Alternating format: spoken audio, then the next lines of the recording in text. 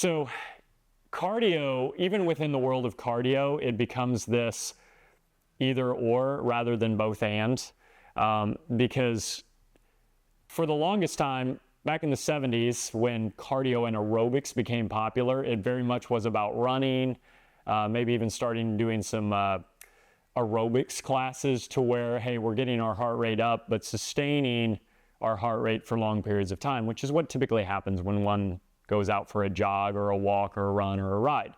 And then the pendulum certainly started to shift to where it became all about high intensity. This is fascinating. There's a term a lot of people know. It's called Tabata. Okay, it refers to what people have now kind of they've stamped any sort of high intensity interval. They use the word Tabata and high intensity interval training interchangeably. But the Tabata protocol, this was a study that was done in the 90s by a Japanese physiologist. And he had the subjects do 20 seconds of high intensity sprint work on a bike. They recovered for 10 seconds.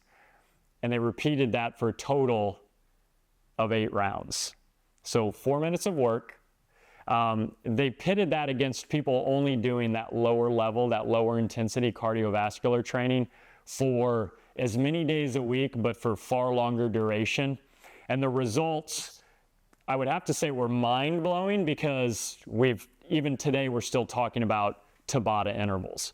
What's fascinating is the fact that study was done on 8 subjects. One study done on 8 subjects.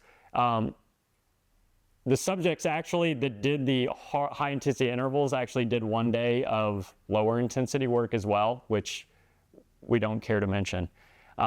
So it swings from, hey, we're going on a run, now we only need to do these high intensity interval training. But again, that study was done for only 4 minutes. Now people try to stretch out their high intensity interval training for 30 minutes, 45 minutes, an hour. And if we want to get back to the importance of recovery or like overtraining, like that's a great way to do it. So I am a both and.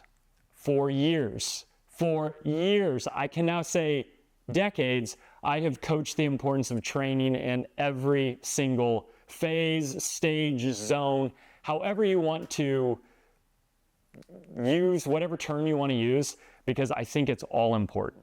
I think it's important to have a good aerobic base. I think it's important to work medium intensity, and I think it's important to work high intensity.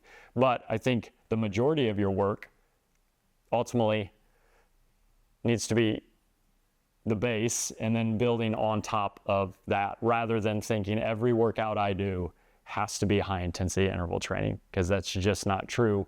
But we need both and, rather than thinking either or on the training.